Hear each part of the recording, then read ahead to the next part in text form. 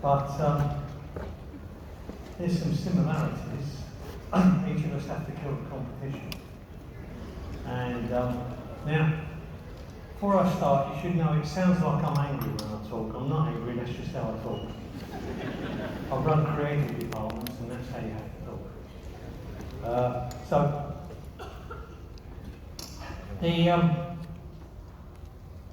I talk a little bit about how you get an unfair advantage and what the stupid people are doing wrong. What the numbers are in my business, I'm sure it will reflect the same in yours, but in my business, in the UK, in all forms of advertising and marketing, we spend £20 billion every year.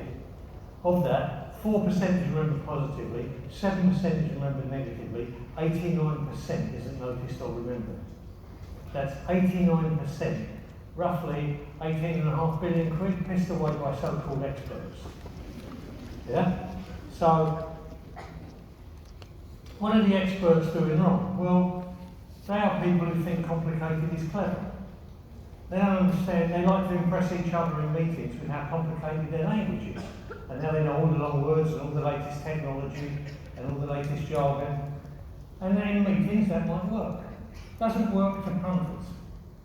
Punters immediately tune out with anything complicated. If you are not absolutely stone dead simple, you're part of the 89% that isn't noticed or remembered. The complicated stuff only works in presentations with other people who like complicated stuff. It doesn't work in the real world. Let me give you an example of what I'm talking about. Can you play that video, please, number one? Just watch this.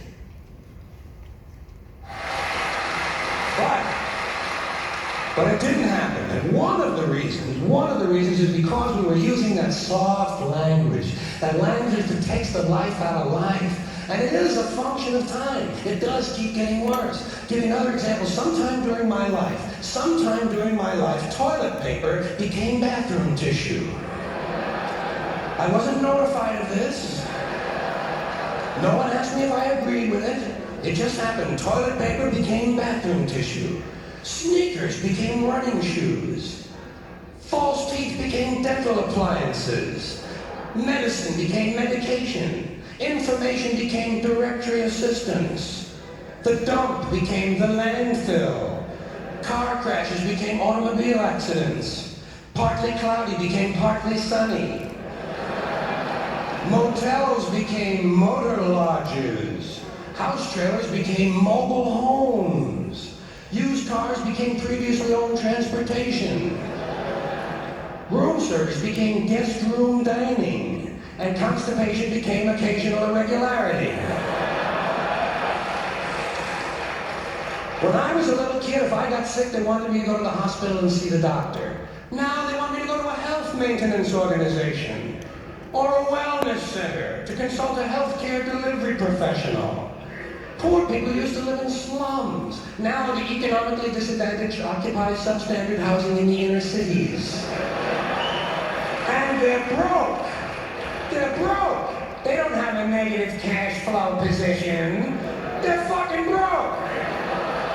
Because a lot of them were fired. You know, fired. Management wanted to curtail redundancies in the human resources area. So many people are no longer viable members of the workforce. Smug, greedy, well-fed white people have invented a language to conceal their sins. It's as simple as that. And we have no more old people in this country. No more old people. We shipped them all away, and we brought in these senior citizens. Isn't that a typically American 20th century phrase? Bloodless, lifeless. No pulse in one of them. A senior citizen. But I've accepted that one. I've come to terms with it. I know it's here to stay. We'll never get rid of it. That's what they're going to be called, so I'll relax on that. But the one I do resist, the one I keep resisting, is when they look at an old guy and they'll say, look at him, Dan, he's 90 years young. Imagine the fear of aging that reveals. To not even be able to use the word old to describe someone, to have to use an antonym. That fear of aging is natural, it's universal, isn't it? We all have that. No one wants to get old, no one wants to die, but we do. So we bullshit ourselves. I started bullshitting myself when I got to my 40s. As soon as I was in my 40s, I'd look in the mirror and I'd say, well, I guess I'm getting older. Older sounds a little better than old, doesn't it? Sounds like it might even last a little longer. Well, shit, I'm getting old. And it's okay, because thanks to our fear of death in this country, I won't have to die. I'll pass away.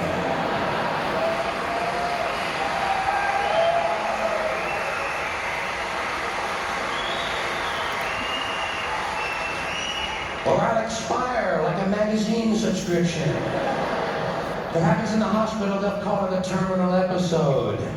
The insurance company will refer to it as negative patient care outcome. And if it's the result of malpractice, they'll say it was a therapeutic misadventure. I'm telling you, some of this language makes me want to vomit. Well, maybe not vomit. Makes me want to engage in an involuntary personal protein spill. Thank you all.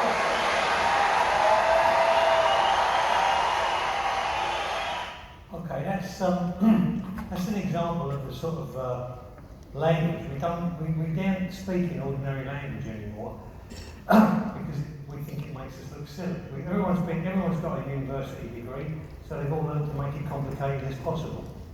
So what I've learned is smart is simple and complicated is stupid.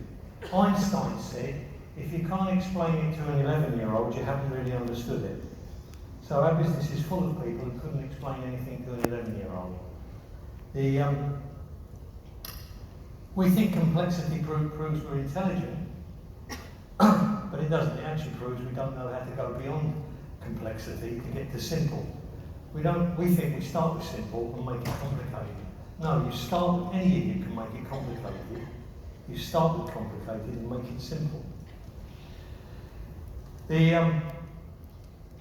The problem really happened when technology replaced thinking. And there was so much speed to catch up on in technology, and more technology began happening more and more faster, and then more theories about how people thought, and pretty soon you've got no time to think anymore about what's actually going on. You've got too much, all you're doing is keeping pace with the new technology and the new jargon. So if you ask anybody in the creative department what do they do, they'll tell you that they're either in content curation, or they're in heuristics, or they do algorithms, or they do big data, or they do native advertising, or they do storytelling, or they do mobile optimized wearable tech, or they do cross-platform media-rich solutions, or they do memes, or they do tropes. Or they might tell you that they do CRM, or CSR, or CTR, or CMS, or UGC, or KPI, or ROI. Now for me, there's only 3 letters missing, which is WTF. Rory Sutherland said, we spend so much time thinking about how marketing works and how social media works and how direct mail works, we've taken our eye off a more important question: how do people work? We've gotten so sucked into the technology, we're not even talking to people anymore. And then we wonder why 89% of it doesn't work. The current thing everybody's sucked into is big data. Everybody must talk about big data, and everybody must have an opinion on it, and everybody must know. Dan Ariely, who wrote Predictably Irrational, a book about behavioural economics, he said big data is like teenage sex. Everyone talks about it, nobody really knows how to do it, everyone thinks everybody else is doing it, so everyone claims they're doing it. The truth is, we don't understand what the media is anymore. We've lost the thread. We're so busy talking about all the different technologies and all the strengths and all the data and all the algorithms and all the heuristics. We've forgotten what we're doing, what we're supposed to be doing. So let's go back and have a look at the history of media.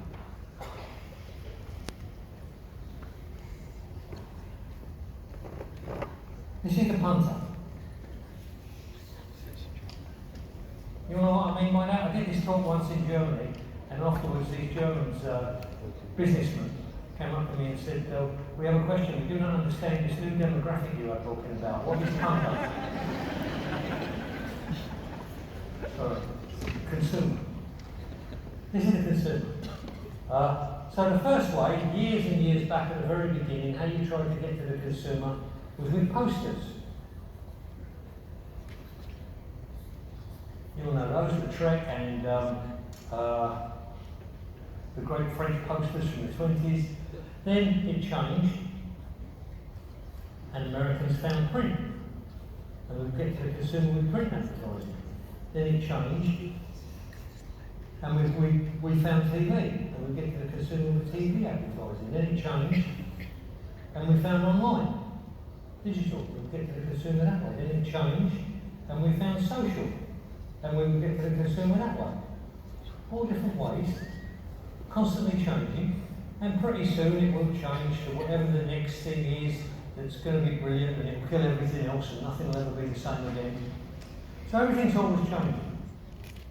Do you notice one thing on there that hasn't changed, one thing on there that doesn't change, one thing on there that will never change? The punter. That's the actual media. These are just technologies. They don't press a button on themselves. They don't make themselves work or go one to the other. If you want to go viral, and if you're any good at all, you want to go viral. Viral means you get into what we used to call word of mouth. So I can get, if I run an ad once, that my money's spent. If I run an ad once, it gets a guy talking to it, to another guy, to another guy, to another guy, blah, blah, blah. Pretty soon, I've increased my spend by 10 or 20 times. My ad's been repeated 10 or 20 times, it's gone viral. So that's why you want to go viral, because you increase your budget. It's free media when anybody talks about it. So if I can get him to talk to him, to talk to him, to talk to her, to talk to her, pretty soon we've gone viral. Pretty soon everybody's talking about it, and I've turned a £10 million budget into a £50 million budget. But that doesn't happen here. This is technicians. It happens here with a great idea. It has to be a great idea, not a new technique. When social happened, it didn't kill TV. When online happened, it didn't kill print. These are all mixtures, things that happen together, just different things for us to use, different things on our palette for us to use. This is where the great ideas happen, and this is where it goes viral. David Abbott said, shit that arrives at the speed of light is still shit when it gets there. It doesn't change a bad idea into a good idea because you use an interesting technique. If it's dull, it will still die. Let me give you for instance of what I mean. Can you play the second video, please? Just listen to this tune. See if you know it.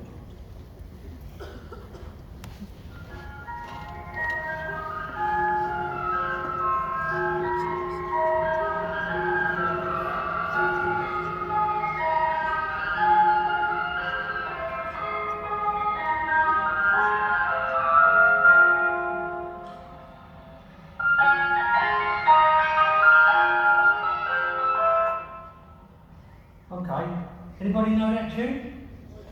Greensleeves. Pretty much everybody know it. Anybody know who wrote it?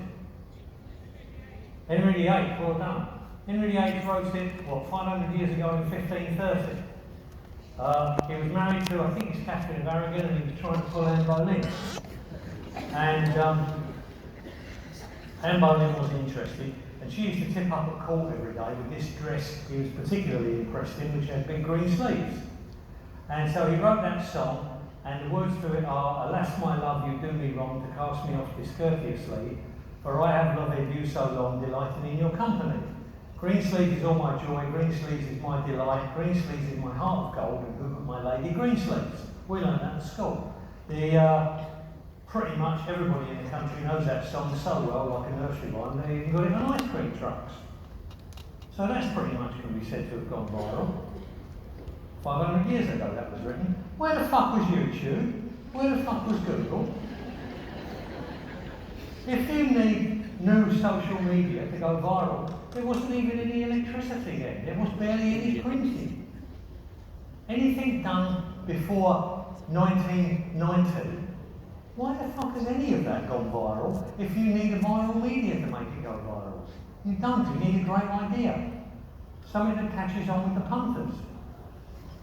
Then it goes viral, and they use whatever's around. They use email, they use letters, they use phone calls, they use graffiti, they use their own mouths to tell each other about it. It all go viral because this wants it to go viral. The human brain. Now, that's where the opportunity is for us not to be in the 89% that isn't noticed or ignored, that isn't seen or noticed or remembered. To be in the 4% that remember positively or the 7% that's remembered negatively. Even that works. You don't have to be liked, you have to be noticed and remembered. What you absolutely mustn't be is the 89% that isn't noticed or remembered. That's a waste of money. So,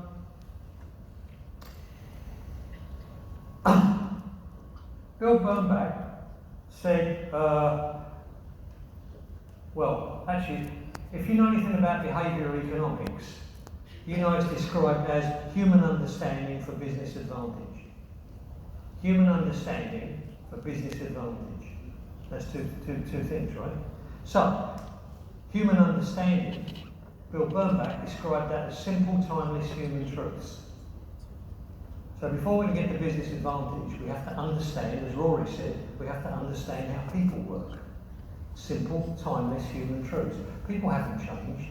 You might have every 10 years we have a new technological gimmick, but people haven't changed. People are still the same, whatever their race, colour, age, creed, sex, people are still the same. So what are the simple, timeless human truths that we can use human understanding for business advantage? That's behavioural economics. Okay. The advertising, like anything else, is a conversation with a purpose. And a conversation with a purpose to make something happen. So, how does that work? Right, let's keep it simple, because we know there's power in simplicity and weakness in complexity. So, from the day you're born till the day you die, every communication where you want something, every human being has to have three elements. None of this is new, you know all this. Every bus driver, every cab driver, every housewife, every shop assistant knows all this. But as soon as we get into the massively sophisticated world of advertising and marketing, we forget all this because we're far too clever for this. But this is what bus drivers and cab drivers know. Every communication's got three elements and it must work this way. It must have impact, it must have communication, and it must have persuasion. If it hasn't got those three elements, it can't work. And it must work that way round. You can't start with persuasion and then go into impact. If you haven't got any impact, no one knows you're there. And if no one knows you're there, nothing else can happen. Once you've got impact, at least you're on the radar, at least they know you're there, at least now you've got some attention. Now, if you don't communicate, then they don't know what you want. So you've got to have communication. And once you've got that, the question always is, well, what's in it for me? Why should I do it? Once you can answer that, impact, communication, persuasion, you've got to say it, you've got a working communication. So, we all know this. It's, we do this 10 times a day. If it's, imagine it's Wednesday night, and I'm at home watching telly, and I'm watching football on the telly, and I want a cup of tea. But I don't want to get up and make a cup of tea in case I miss a goal. But the wife's sitting there, she's not watching the football. She can make me a cup of tea. But she doesn't know I want a cup of tea. And if I just think it, it's not going to happen.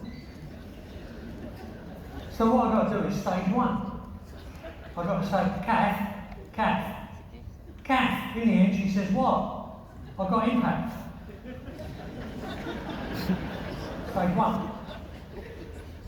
Now, if I was to try and communicate with her the way most modern advertising does, I'd say smooth, refreshing, sunshine, sunny slopes, warm family feeling, nice mood.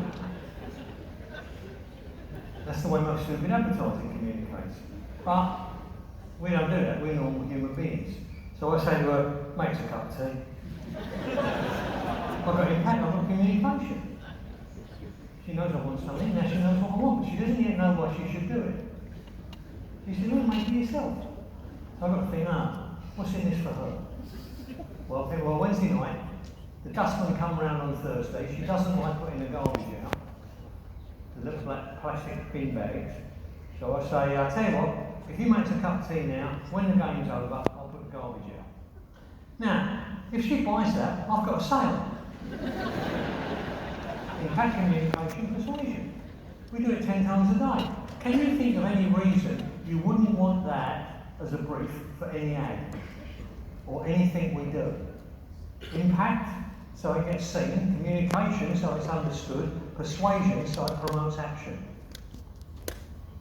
And yet you won't find that. The most important sentence on any brief is never written on any brief. I've worked in this business 40 odd years, I've never seen it. The most important sentence on any brief is never written on any brief. What's the most important sentence on any brief never written on any brief? People must notice this advertising. Never written on any brief, it's automatically assumed people will notice it. So consequently, 89% is pissed away, 18.5 billion quid, because people don't notice it. Everybody takes this bit for granted and spends all their time down here on persuasion, having strategy meetings, having new briefs, debriefs, research groups, more meetings, more strategy, more briefs, more papers, all down here, and then that's where all the work is. And they issue that, the creative department goes online on YouTube, finds a new technique, punts that up, and that's it. And then because you didn't do any impact, nothing else can happen. So you might as well have not done anything. You might as well have kept your money in your trousers. So, what we know from the numbers, 4% remember positively, 7% remember negatively, 89% not even noticed or remembered. That's where the opportunity is. 89%. You don't want to be part of that. Even if you get noticed negatively, you can still work.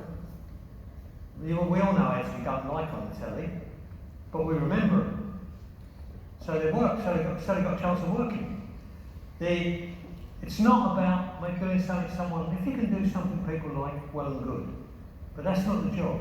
We all know ads that people like, and they can't remember who they're for. Oh, I love that ad with the puppy and the baby, isn't it cute? You know, who's it for? Oh, I don't remember, but I love that ad. That's not good. Bob Levinson said, the test is, find an ad you love and take the product out. If you still love it, it's a lousy ad. It's a nice piece of film, but it's not an ad. So, impact, if you've got impact, you've got a chance of the rest working. If you've got no impact, you've got no chance. So how does impact work? Okay, again, to understand that, we need to understand the human mind. So the human mind, I'll give you this two ways first. First the punter's way, then the university way. This is the punter's way. I'm going to keep it dead simple. So imagine this is a commercial, right? So here's a commercial break.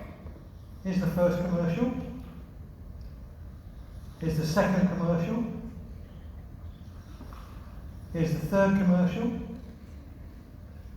Here's the fourth commercial. Here's the fifth commercial. Here's the sixth commercial. And here's the seventh commercial. Now, the break's over, and you go to bed, wake up next morning, go to the supermarket. Which one of those commercials is most likely to have survived that erosion process? A cab driver could tell you, a bus driver could tell you, a housewife could tell you, the shop assistant could tell you. But the people in advertising are too sophisticated to know which of these ads. Is it this one? Is it this one? Is it this one? This one? This one? This one? Or this one? Which of those ads survived the erosion process? Was it this one that Ridley Scott shot and it cost a fortune? Or was it this one that won the Cannes Award last year? Or this one that Swedish director did? Or was it this one that's got the great soundtrack? Or this one that got all those likes on YouTube? Or was it this one that everybody liked and talked about in the campaign? The one ad they won't talk about is that one. And any cab driver, any bus driver, any housewife can tell you which of those commercials works best. And it's the one that doesn't look anything like the rest. Because what your mind does, this is the software your mind works on. You can look this up. It'd be really good for you. It's called Gestalt. What it is, that's the software your mind works on. Your mind programs itself like when you're born. If you've got any children, you notice there is what Freud calls a state called id, and that is they're just thrown into the world and they don't know anything. They don't know they're even them. They just know stuff is coming at them. There's a load of stimulus, sound, noises, smells, and id just means everything. Everything is everything. Gradually, over the first few years of their first few months of their life, they stick everything in their mouth. You notice their fingers, their cock, their toys, their toes. Everything goes in their mouth, and gradually the software programs itself. If it hurts, it must be me. If it doesn't hurt, it's not me. So there's a me that's separate to everything else. That's how they learn. That's called ego. That's when they move from id to ego. Ego just means I am. They learn that they're a separate being by biting things, and the pain programs into the mind. That there's separation. That's why I can move this, but I can't move that. Now, that's how the mind works, really fast. Binary like a computer. Always a 0 or a 1, always on or off, in or out, up or down, black or white, hot or cold, left or right, long or short. Always a choice between two things, really fast. And your mind is a pattern-making machine. So if I do that, how many digits did I hold up? You know that I actually held up 10, but you didn't have a chance to go 1, 2, 3, 4, 5, 6, 7. What you saw was 2 hands, 5 each, 2 5s is 10. And your mind did it like that. Your mind creates a whole world out of that Gestalt program. What you experience now is a world created by Gestalt. What use is that to us? So, given that we are trying to buy real estate in the mind, and that's the most valuable place,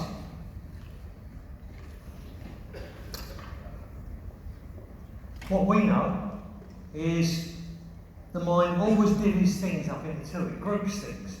If there's a whole load of stuff, it will look for the biggest commonalities and group it into two. This is very useful to us when we're trying to position ourselves, meaning reposition the competition.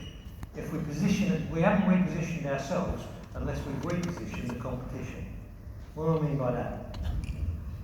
So, this is the mind. And here it's full of 19 identical commercials. Yeah? And I had one more identical commercial. Now, what share of your mind have I got as a percentage? 1 out of 20. 5%, right? So, but what if I do this? Knowing what we now know about Gestalt and your mind grouping as a pattern-making machine, what if I do this? Now what share of your mind have I got? Well, we know your mind groups things into everything that's like that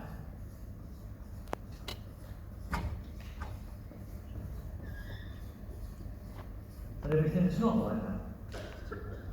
So now what I've got, simply by being totally different, I've not only positioned myself, I've repositioned everybody else. Now I've got 50% share of the mind. So from that to that.